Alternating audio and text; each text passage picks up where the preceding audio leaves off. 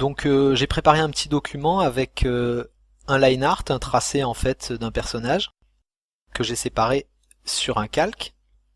Voilà, si je masque les différents calques, vous voyez qu'il y a le tracé.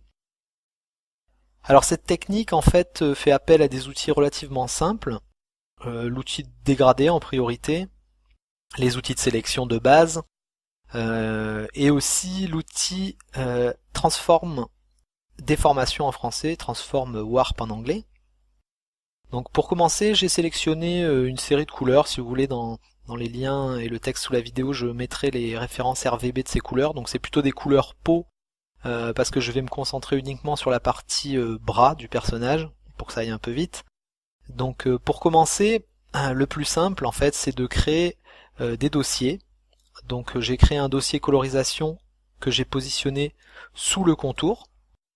Et c'est en fait là-dedans que je vais créer tous mes calques avec mes différentes couleurs et étapes de colorisation. Je vais zoomer un petit peu sur le bras, comme ça vous verrez mieux. Donc je vais créer un premier calque vide. À l'aide de l'outil baguette magique, je vais me placer sur le calque du contour et je vais sélectionner la zone du bras que je vais coloriser par la suite.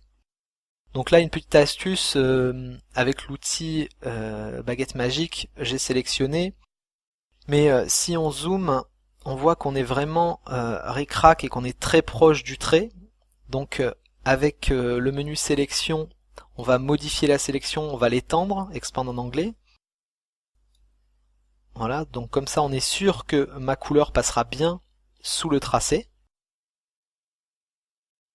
Donc je me mets sur mon premier calque de couleur. Je vais choisir avec l'outil pipette la couleur de base en fait de la peau, plutôt une couleur claire. Avec le petit pot de peinture, je colorise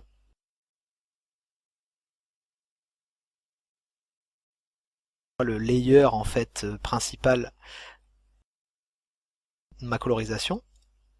Voilà.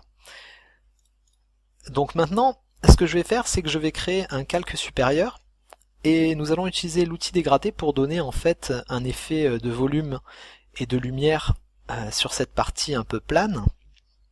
Donc je vais venir grossièrement sélectionner une zone autour du bras. Je vais ensuite utiliser l'outil dégradé.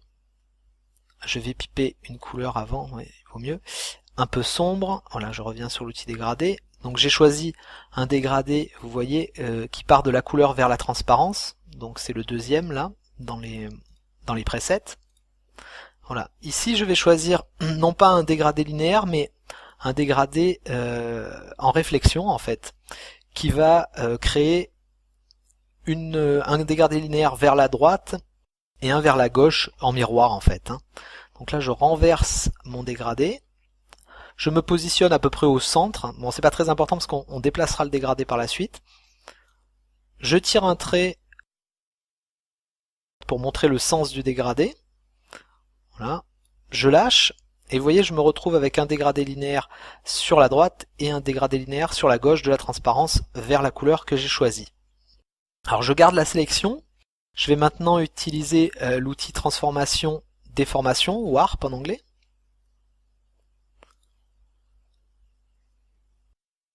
À l'aide des petits points de contrôle, en fait, je vais essayer de suivre le plus possible la forme de mon bras.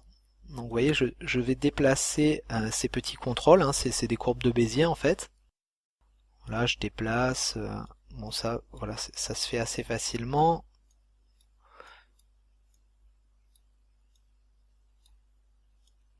Voilà, comme ceci. Voilà. Et à l'intérieur, je vais aussi un petit peu épouser la forme du bras pour donner un aspect plus naturel à la lumière et donner un peu de volume au bras. Voilà. Donc maintenant c'est terminé, je valide avec entrée ou avec la petite coche. Tac. Voilà, maintenant ce qu'on va faire c'est que, vous voyez, le dégradé de base dépasse un petit peu du bras. Donc on va récupérer en fait la sélection de mon premier calque. Donc pour ceci, je me positionne sur le premier calque, la plate couleur rose, voilà, du bras. J'appuie sur la touche contrôle de mon clavier. et je viens cliquer sur le calque, je récupère donc la sélection. Avec le menu Select, je vais inverser la sélection, puis avec le bouton Supprime ou alors Édition effacer, Clear en anglais,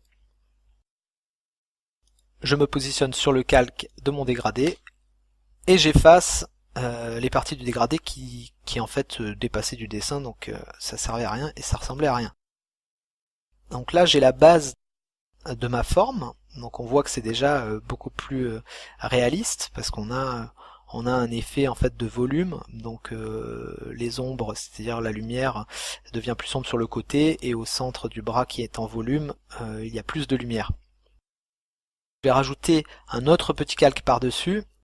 On voit que sur ce dessin il y a une épaulette un peu qui dépasse sur le bras, donc on va simuler un petit peu cette ombre, hein. Enfin il y aura sûrement une ombre portée de l'épaulette sur le bras.